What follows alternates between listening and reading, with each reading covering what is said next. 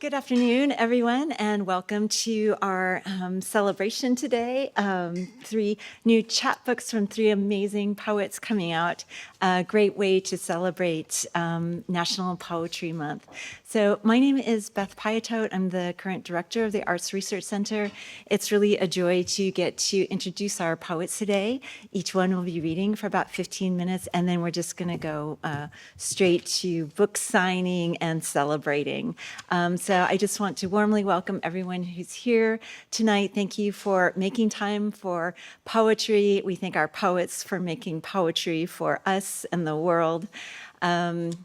It's really, I feel like I have like a really hard smile right now because it's just such a joy to be able to sit together and share poetry and be in the space where we can be rejuvenated by art, we can be strengthened by art, and we can share art together. It's such an important resource for us, and just want to encourage everybody in their writing and arts practices to continue, and this will sustain you and sustain each other as we move through this time. This time of National Poetry Month, the month of April, we are very happy to be able to kick off the month with this poetry reading.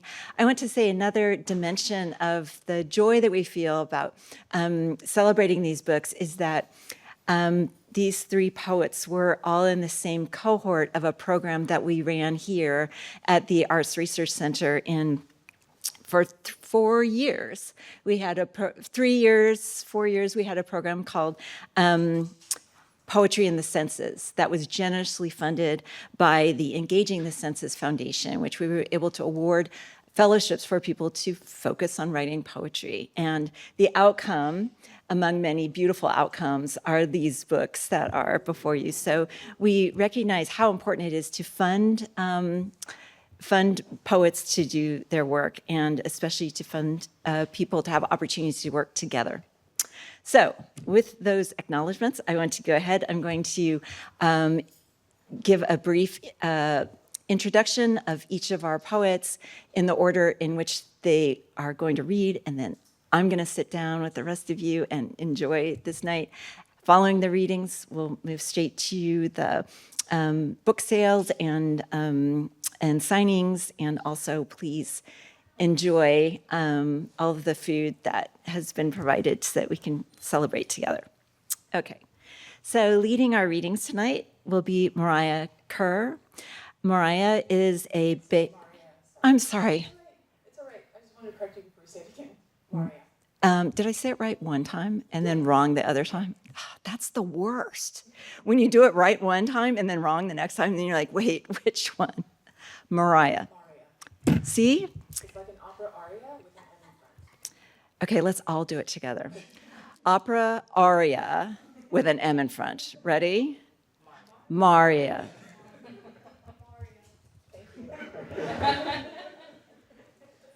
Maurya is a Bay Area-based writer and artist. Her poetry has been nominated for 2 Pushcart Prizes and appears in multiple journals. Much of her artistic work across disciplines is focused on Black and Brown people reclaiming their birthright to both wonderment and the quotidian. Maurya is a 2025 NEA Creative Writing Fellow, and other honors include winning Rhino Poetry's 2024 Editors Prize, 2nd place in the Palette Poetry's 2023 Residence and Resilience Prize, and 1st place in the 2022 Tom Howard Margaret Reid Poetry Contest. Maurya is author of the chapbooks MUTTOLOGY and Tommy Noun, winner of the 2022 CNR Press Winter Soup Bowl Chapbook Award. Her work has been supported by fellowships besides the Engaging Poetry in the Senses. Other fellowships include the Vermont Studio Center, MoCA, Monson Arts, and Virginia Center for the Creative Arts. Let's give some snaps to all those awards. Way to get that high quality work circulating and recognized. Vincente G. Perez is a decolonial poet and scholar working at the intersection of poetry, hip-hop studies, and digital culture. He pushes the limits of theory through a poetics that treats decolonization as a tangible reality in consciousness, as material that poetry can mold otherwise. He is a PhD candidate in the Performance Studies program and a Poetry in the Census Fellow at UC Berkeley. His debut chapbook, Other Stories to Tell Ourselves, found 2023, won an Eric Hoffer Finalist Award. Yes, he was a 2024 Tin House Autumn Workshop participant. His poems have appeared in Philadelphia Stories, Obsidian, Third Coast, Poet Lore, Honey Literary, and more. Congratulations. Our third poet, Damani Thomas, pronouns he, they, is a writer and a creative from Oakland, California, which is in Ohlone territory. They are currently obsessed with surveillance and intimacy. In addition to the Poetry in the Census Fellowship, they have received fellowships from The Watering Hole, Foglifter, and others. In 2023, they became a finalist for the Penrose Poetry Prize and were awarded a California Arts Council grant through Youth Speaks.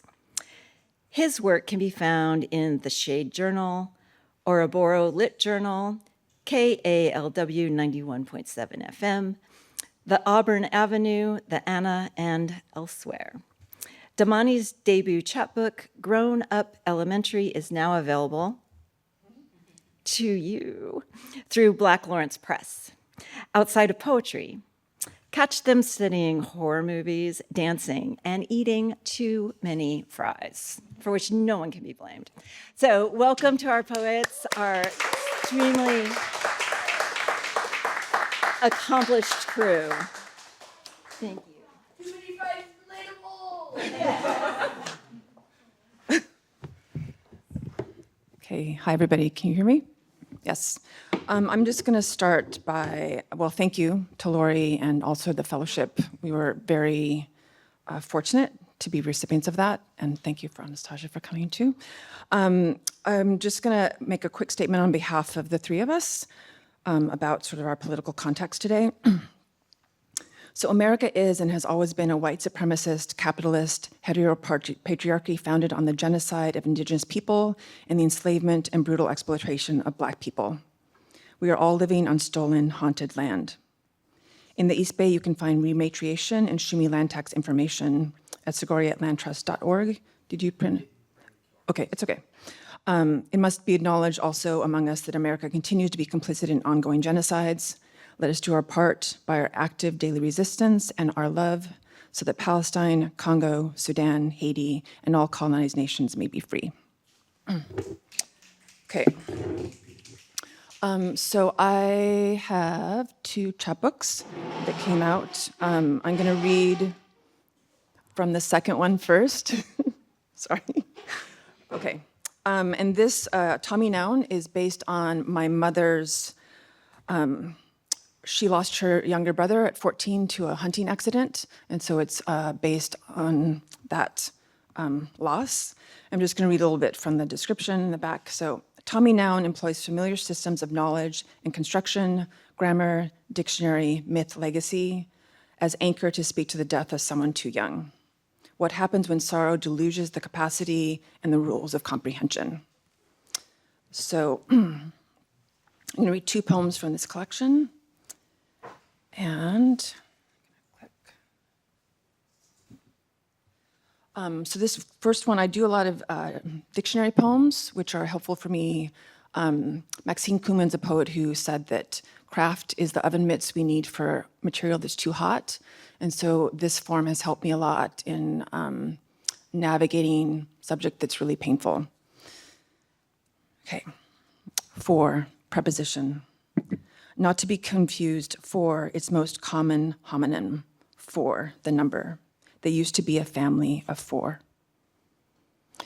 4, preposition. 1a, indicating purpose. His father and uncles taught him that hunting was for sport and for fun, But the first time he killed a squirrel, sorrow snuck up his pant leg, into his bones, and burrowed in his belly. At that moment, he knew men misled, and fur might be love. When he couldn't sleep, he clambered to his sister's bed for comfort. Afterward, and in the wake, his best friend Timmy would come over and just sit in his room for lack of knowing what else. House for sale. B, indicating the object of a desire. His mother liked for him to stay close to home. Being or constituting. Not wanting to be taken for a coward or for too young, he walked into the woods, a brave and big boy, small for his age. 3, indicating enumeration. For one thing, he wrote in a school essay a few weeks earlier that he was no longer afraid of death. And for another, he so loved his mother. 4A, representing the thing mentioned. Tommy, Tom, my sweet, my dear, my heart, my love, were short for Thomas, his father's name, too. 5, because of. We can't sleep for the sorrow, for the want, for the fear, for remembering, and for not. For the dearth of hope, for the whelm of ache, for the salt and snot dripping down our faces into our mouths when we sleep on our sides. For knowing he must have fallen forward as the shot hit his heart when we lie in our stomachs. For seeing him blown backwards by the bulleted blast when we lie on our backs. 6, with respect to, concerning. 4 bodies meant to love but not meant to leave, meant to sing but unsung. And 4 bodies too young, 4 bodies too lone, 4 bodies too little, too lost, and too tuned. 7B, indicating equality. Caliber for caliber, parting for such sweet sorrow. Good night, sweet boy, for no morrow. 8, duration of time.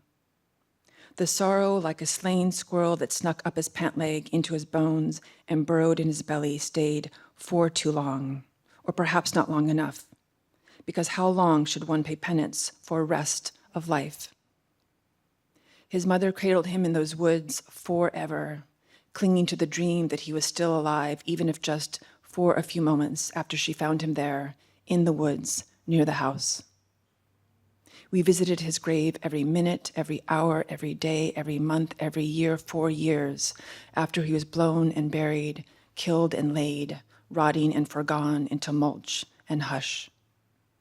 9, indicating place. He left his house for the woods. He left his life for his death. He left quiet for quieter. He left air for dirt. He left sky for root. He left bud for rot. He left boundlessness for a box. He left upright for prostrate, plumb for prone. He left us behind to fend for ourselves.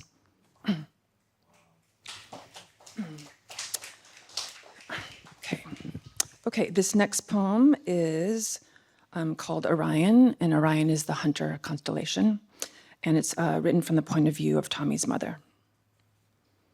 Orion. My boy came into the living room and said, Mom, you are the hound, Dad is the hunter, and I am the...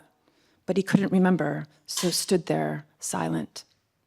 I wanted to know, but forgot how to speak. Formed my lips into language. Started to say dear or heart or mourn, even though I knew that was wrong. Knew I was messing up words, but nothing more came out. In the second part of the dream, he tried again. Mom, you are the deer, Dad is the hounds, and I am the hunt.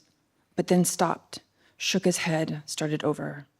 No, you are the hunter, Dad is the deer, and I am... And stopped again. No, you are the hound and the hunter, I am the deer. Then he walked outside into the woods, the world. In the third part of the dream, he was standing in the yard, his back to the house. It was dark, too cold to be naked in the night. He was looking up, still. In the fourth part of the dream, he looked back as if I had called his name, but I couldn't have. I'd forgotten how to speak, form my lips into language. He pointed up and I saw him say, Mom, do you see Orion? How I wanted to know, see it all, but I couldn't get past his body. When had he lost his baby fat? Where was my little boy's body? In the last part of the dream, he flexed and cocked his muscles, a gleam beneath the stars, and said, "Mom, look, the hunter." And he laughed and cried and wept, falling to his knees in the cold dirt of a dark night.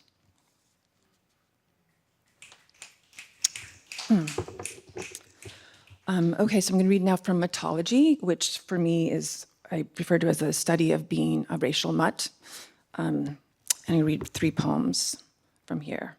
And the epigraph for this collection is by Caroline Randall Williams. She wrote an article in New York Times, I think in 2020, about Confederate monuments. And she was saying that her body was a Confederate monument because of the particular afterlife of slavery, of all light-skinned people are here because enslaved women were raped by their enslavers. So her quote is, "I have rape-colored skin." Venge. The man hits you, throws you, pins you. So you pray to mother, to father, to land you never knew, but that land knows a tongue you do not speak, and your plaint lays unheard. This is how the fastened loosen.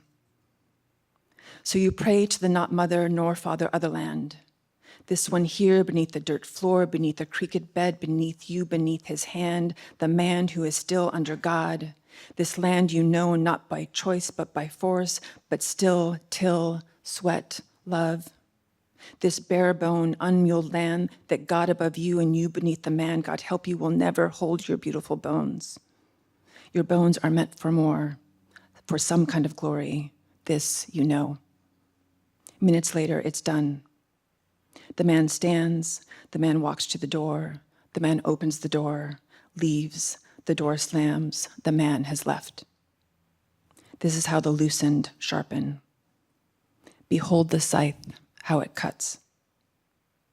You stay still, open door, shut door, walk out a ways beneath this God-watched land, sit down, lay down, wait. You lose count of birds flown by, times you swallow, blink, lick your lips. By dusk, you've decided. Your husband doesn't ask why you're lying beneath the sun in this muleless land, swallowing, blinking, licking your lips. He knows, waits. You rise, walk toward. Normally you lay together on the creaked bed beneath God and sky when he comes home weary bone, but tonight you both stand in the dirt floor room, quiet, dark. This is how the sharpened glisten. It's easy enough to find the man, kill the man. You and your husband bury the man's sorrow bone deep beneath the land, beneath your goddamn gloried body, beholding heaven beneath God. The smell of blood, like newly slaked late summer soil, like copper, like shine. Behold the scythe, how it reaps beneath God beheld. This is how the glistened fasten, how black steadfasts, how a woman withstands. Plow the dead, harrow the fallow, till the bloody, sow. Then wait, bone, wait.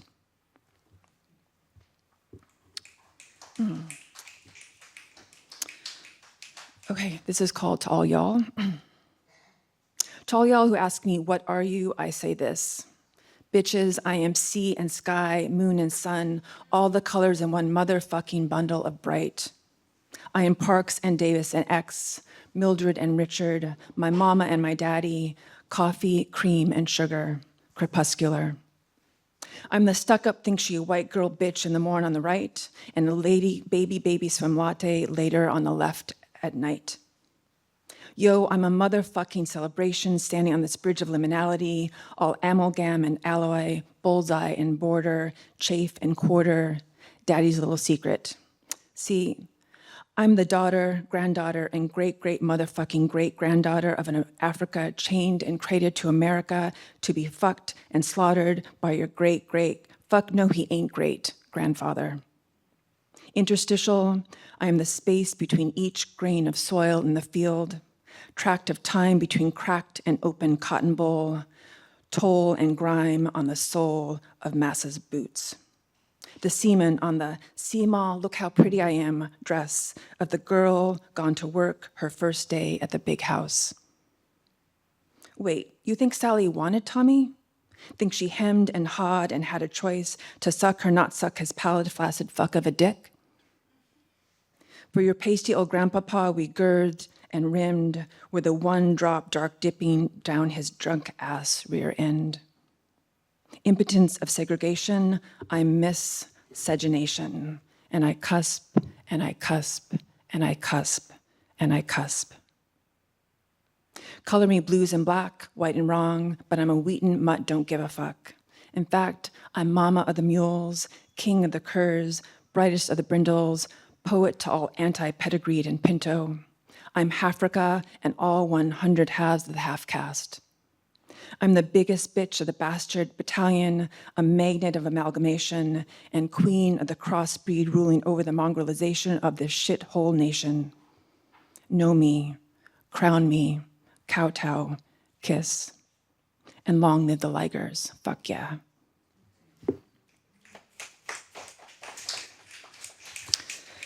Okay, I'm gonna wear my glasses for this last one. Okay, top 15 reasons white men prefer a mulatto girl in bed. 1, we're experts at cusping, rimming, and straddling the middle. 2, given that sex with him has always been our possible way out of the field, the whorehouse, the poorhouse, and the system, the stakes are high, hardline, and hot. We fuck for our release. 3, we're just black, not blackety black. 4, the tragedy of our so close but not quiteness of whiteness helps them feel better about their own struggles of almost there, girl, just hold still. 5, who doesn't love eating Oreos? 6, we're good at fractions and grasping proportions, with centuries of experience measuring our blackness by drops of blood. A half-caste here, quadroon over there, octoroon out back, hexadecaroon on the way. 7, they're still trying to figure out how to fuck a little more doggy, a little less missionary, and suspect we can help them achieve the consummate balance. 8, the same reasons they raped us on the plantation. 9, because in flagrante delicto plus criminal Congress make them feel more Latinate and constitutional, thus closer to the founding fathers. 10, if blackety girls are a 0 and white girls a 5, we're 3.14 pi. 11, much that we are, we're proficient at barking, biting, growling, panting, fetching, sitting, staying, laying down, and playing dead. But when they command us to come over and come, sometimes we do, sometimes we don't. 12, fucking us is bigot pornography without the need to snap a photo of the post-Lynch picnic lunch. And having strung up most of the competition, they can pretend to be well hung. 13, they love the gush of freedom, airflow through straight hair, wind on their pale skin of riding a pinto bareback. 14, when we come, we emit an aroma of chocolate and vanilla that reminds them of that childhood day they discovered Dairy Queen sold a soft serve swirl. 15, what an energy-efficient way to express anti-blackness. So much easier and cooler to lay on sheets, to lay on white sheets than to wear them. Thank you.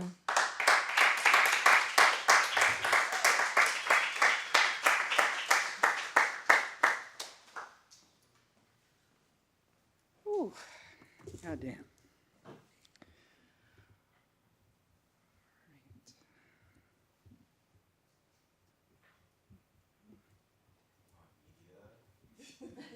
There we go. All righty. Hello, everybody. My name is Vincente Perez. I do a lot of work around trying to link together anti-Blackness and the world that we live in constantly. A lot of my work starts from the premise that slavery is ongoing, that we live in the midst of plantation society. So you'll notice in my work a lot of those themes. So I'm just going to get started. This first piece, well, let me add my own 2 cents to the wonderful statement that Maurya read. I just want to reiterate that silence will not save you. Keeping your head down helps the powers that be. I challenge you to witness and not turn away and sit in the discomfort. Do not comply in advance. Do not see their power as absolute when it hasn't even formed yet. A reminder that Ursula Le Guin famously said that we live in capitalism. Its powers seem inescapable, but so did the divine right of kings. And Fanon reminds us that decolonization is always a violent phenomenon. Starting first, Cyborg's Manifesto.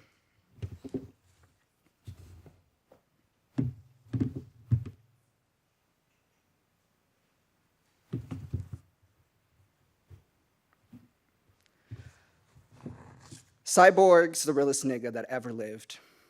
Though he is not the first cyborg proper, his allegorical origin is itself a fleeting, moving object. Haraway teaches that cyborgs have no origin story in the West. I see this as evidence that niggas are built different. If we are all cyborgs in the postmodern age, cyborg is the human ideal made Frankenstein, an aberration from scientist playing God. Cyborg is what happens when a parasite merges with the host and recognizes itself as alive. Every time Cyborg is horrified by his image, by his father's betrayal, by the Fanonian encounters on the street, look, a Negro bot, we see what happens when a continent is visited by a virus, forced to host a death regime. In a consciousness marked by abyss, tasked with making worlds out of qualifiers. In our cinematic universe, every black thought is thing theory. Every death, a tear in space-time. Whiteness thought itself light, needed ressentiment to live. Silas looked at his son and, like most men, saw a project that needed fixing. Both had Victor Stone fucked up. The essence of life is not control. Cyborg isn't an innocent comic book character. Even his father looked at a teen and saw a titan. This is a black-ass origin story where trauma and a black father experiment with a dead thing. Will it to suffer a life to protect and serve whiteness, a black-ass tragedy. He is so strong, so alive, a breathing simulacrum. If the fates move life with threads, imagine Silas putting his own son back together. An experiment equal parts grief and hubris, he tried to make himself whole through a legacy. He knew his son was already dead and decided to put the curse of life right back into him. Cyborg booted up, restarted. Life is just feedback loop. Black people been new to treat this truth as background, as a groove to move with and never against. Cyborg shows us some niggas should have never been, and it's okay to say there are things worse than death and far more valuable than the life they keep jamming into our circuitry.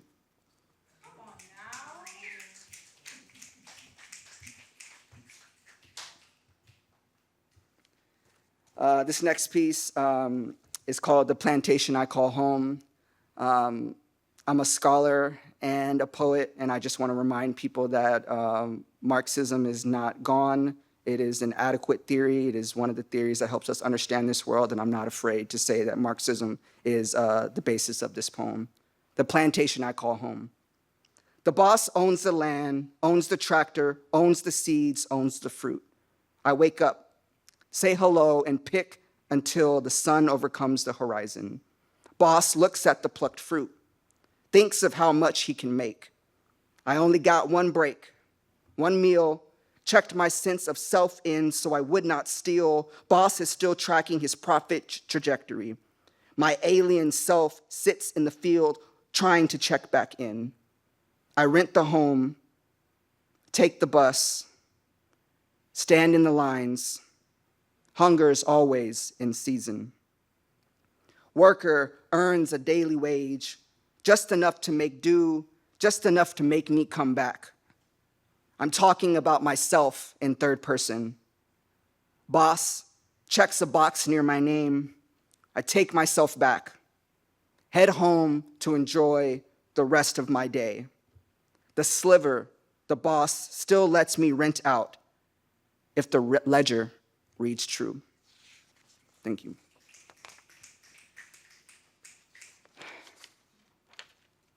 So this next piece, I decided to also just include the form of it as well. I used to be very anti-form. I didn't read this really amazing quote that Maurya shared earlier around form helping us with hot topics. It makes sense now, but I always thought of form as a control of my words and what I wanted to say.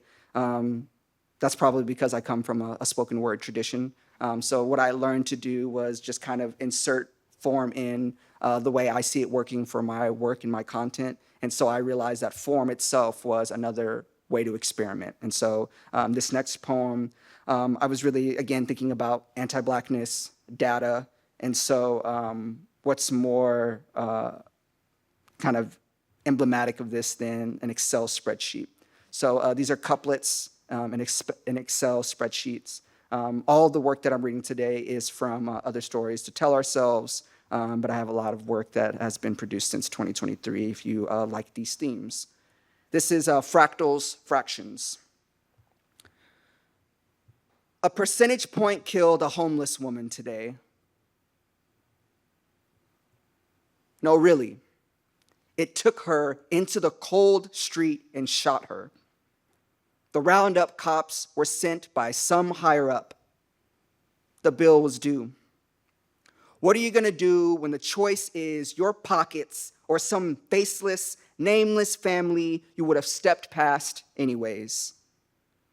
A spreadsheet loaded a pistol. An algorithm whispered in its ear, told him, just let the numbers do it for you.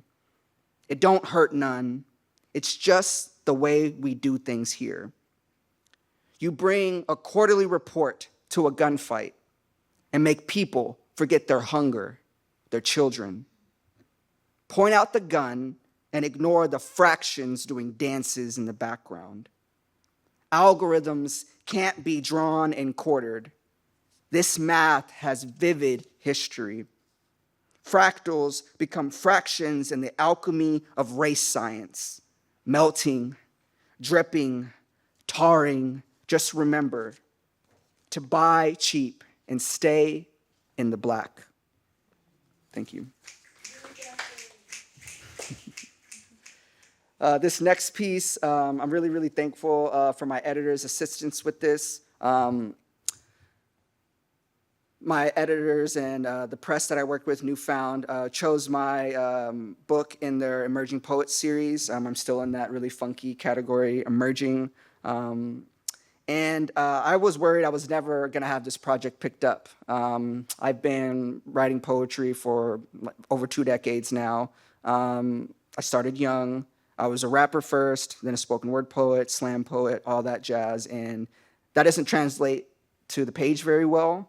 And so editors are very hesitant to give my pieces any kind of light.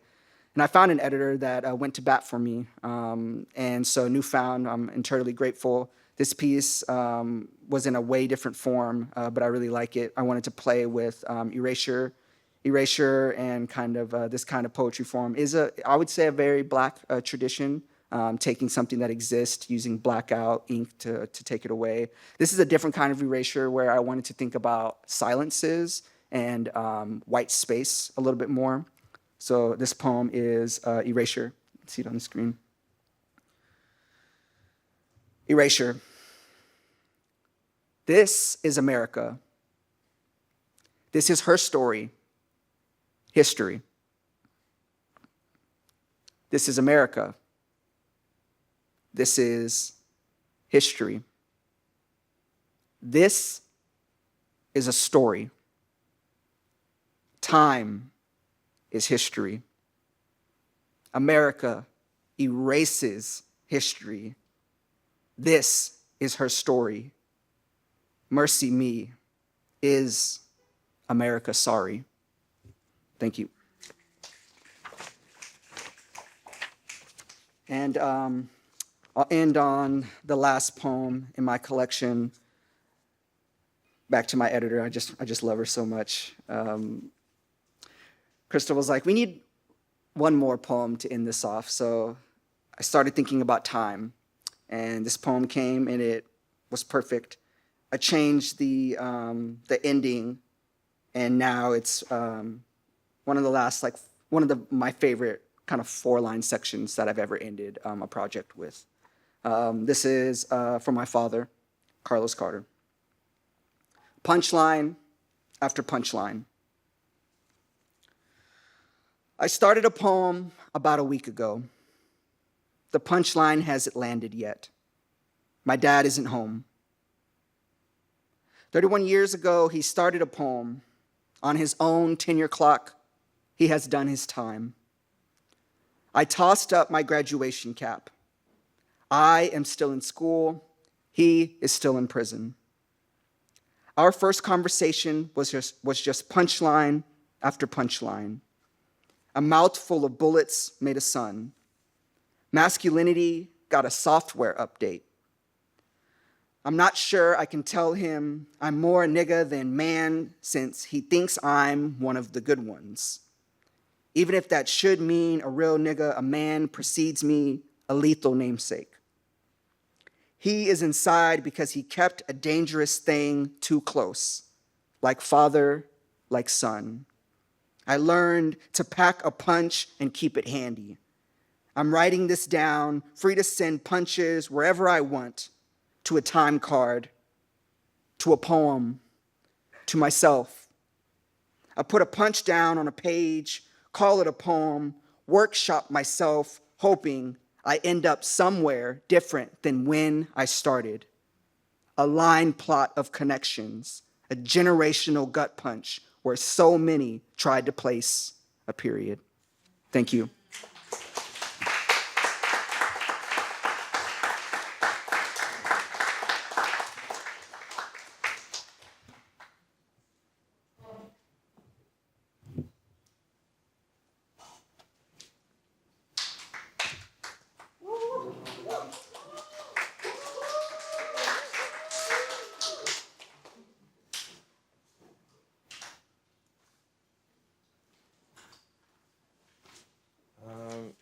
So before I start, I am so honored, I think the word is, to have been in a cohort with these two. Right, yeah. So I've been in a cohort with these two, and to be able to like remain contact in very random ways. Yeah, and just know that they're both doing their thing, like writing wise. I don't know. It feels good, and yeah. It's been nice to just like listen to y'all. So this first poem is a picto poem that initially started. There's a poet, Charlotte Abbasi, who has a poem on Button, where it's a Mad Libs type poem, but it's Mad Libs Black Death edition. And I was so interested in how they performed the poem at like this national competition. So this was initially inspired by them. But then when I was writing this book, my editor, Zach Goldberg, pushed me to think about, just pushed me to make this more than what it was at the time. So this is the Grown Up Elementary Yearbook. Top left. Died and we kept their portrait in the cafeteria for months. Brought a sawed-off shotgun to summer school. Tried to slip Viagra into Mr. A's coffee. Said the other Mr. A was a predator on Monday and was gone by Tuesday. Got expelled. Showed everyone an upperclassman's nudes. Outed someone. Found out their best friend outed them and wanted to die. Became an alcoholic and hid it from everyone. Mr. S passed and he was afraid of funerals. In the cafeteria turned memorial, they sat and laughed at the day. got pregnant and dropped out. Would have switched schools, but that's not how opportunity works. Kept coming to school with busted lips, said it was a stubborn door. No longer friends with people who call them nasty words. One time, our teacher asked us what we wanted to be when we grew up. We wanted to be alive.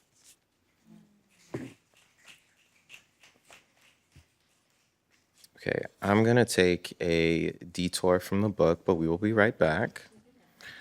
So I'm in this writing class, and one of my classmates is right there. And I wanted to see how this landed. So this is a self-portrait as America begging for all the Black people back. Baby, baby, baby, come back. We were just about to end that 13th Amendment loophole called a trial of no peers in a cell closing in like a starving anatomy. Baby, baby.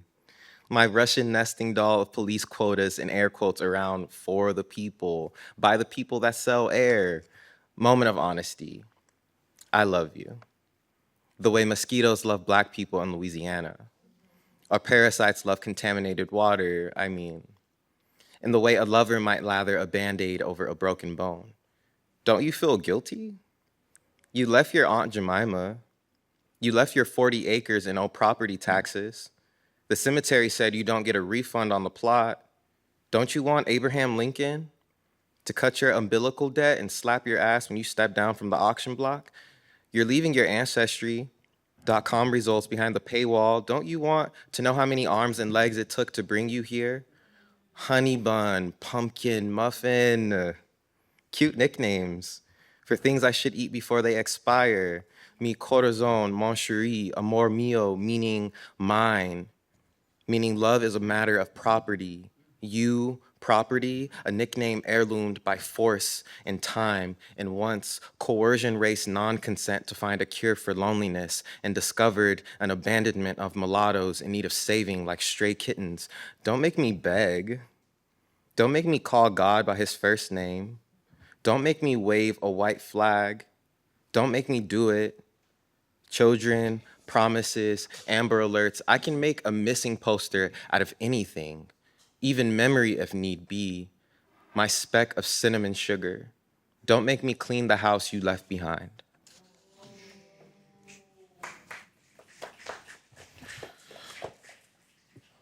All right, and we're back to the book. Okay, so I think this yearbook, back to this, this yearbook page, I think if you get this book, it's really representative of a lot of the themes that happen within, of just, I think people that are in high school now, middle school now, are growing up in a really strange time, which then makes the future really scary. And the intention of this was to leave behind like a survival guide of sorts. And I thought that the best way to do that was through art, since I have like this skill set that I should probably like use or something. So this next poem is called If I Say Home. If I say home is a graveyarded cult, a prison-barred burrito shop, a university, a fight for geography, all on the same street. I mean, I heard everyone in Oakland has a Bible present, even if it's just a pastor's phone number. Always afraid of the next tragedy we have to pray to. Each tooth we lose is a sin in pronunciation. My God, when you are asking for something, say it with every jawbone, mumble salvation, and you will be left to drown in bloody muscle. My God, the way our throats break, either by law or by law. Every Black family I know knows of the loss a hyphen can bring. All those close to me have a gap the size of a cliff in between their two front teeth, so we keep our mouths shut when law calls. If every man I take in the mouth turns to salt, I must be a Bible story. I want to take God back in like some lover lost at sea.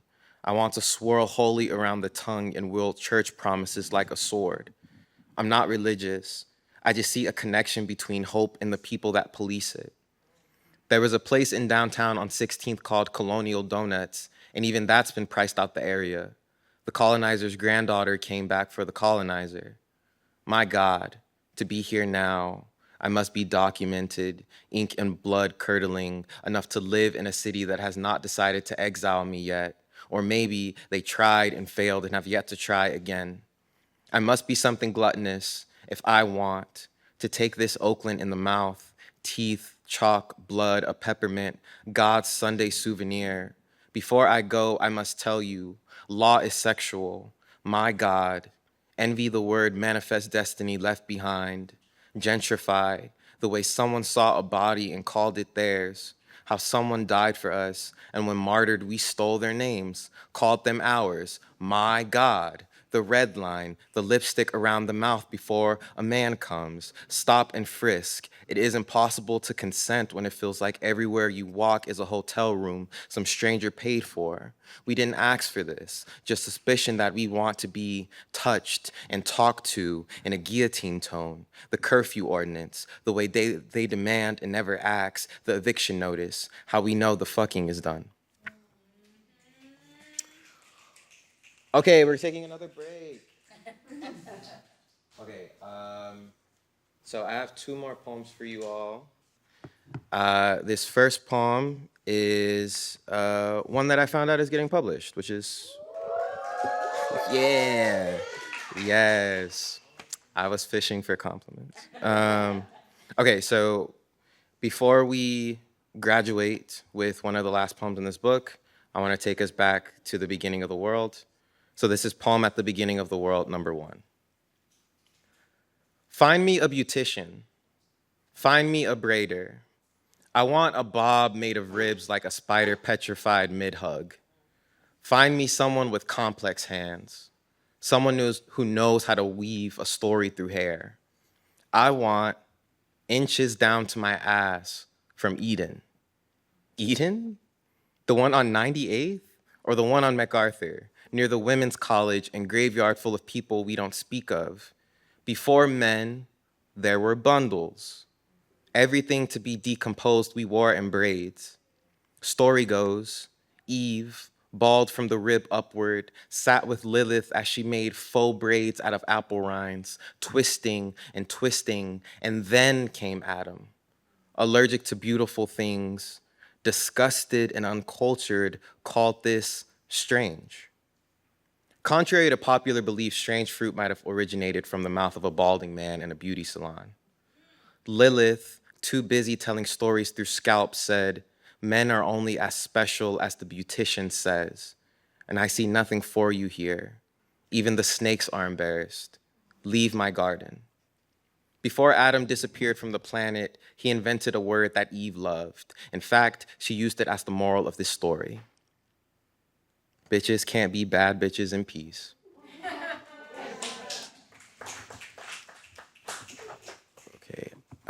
Okay. So this is my last piece. Thank you for listening. And this is called Dear Class of Chronophobes. You made it.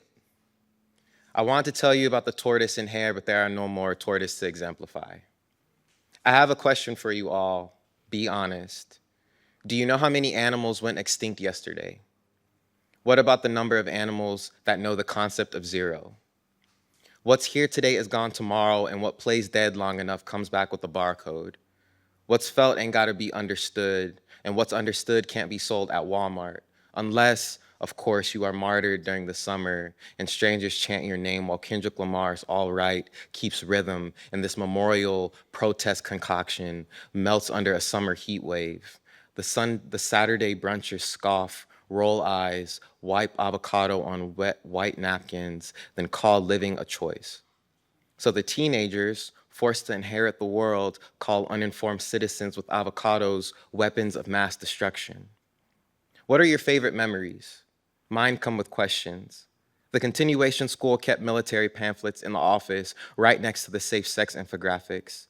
The police dog walks by my backpack and swears security. And one time, we laughed at how low test scores were when really we were wondering what it would look like to learn in an area without gunfire, an area the city cared about. Oprah gave our charter school pocket change, and the teachers had to work twice as hard for half the pay. How many ways can we say forever? How many synonyms for temporary? How many sorries repair a friendship? Can we grab light? What will you do in the name of celebration? Ask yourself, are you leaving the city better than you found it? What is a second planet when we haven't even explored the first? Is there a word for love in every language? The poetics of loss is the adventure in finding. Tomorrow we start new chapters, new jobs, new diets, nuclear families, or maybe we hop on planes and never look back, except for when those we love say, I got you a gift instead of, I miss you, come home. Forget the failed tests. If your family peer pressured you through these years, forget that too. Forget the class privilege you are stepping into. Remember the all-nighters, the smell of dust layered on expensive books, the house parties, the walks home, the I got you, don't worry, the unexpected friends, the friends that called themselves friends and showed it, the times you showed up and someone said, I'm glad you made it. I don't know how to say goodbye to you all, people I've spent years with, my friends, the strangers I walk by each day, my teachers, so I'll leave you with this. Saving the world is the most underpaid job. Staying alive is the hardest. Thank you.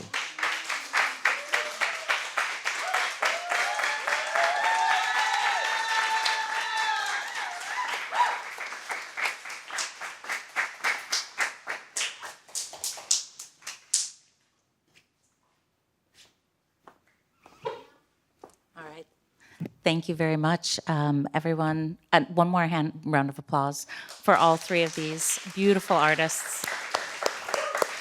It was such a privilege to spend time with you, and to see where you've come just shakes my core. So thank you so much for being here. There are several books up here for sale. I think they also have QR codes so that you can go directly to the publisher, because there's only a few copies here. So if you'd like to do that as well, you can. Please enjoy this nice spread over here. Thanks, everyone.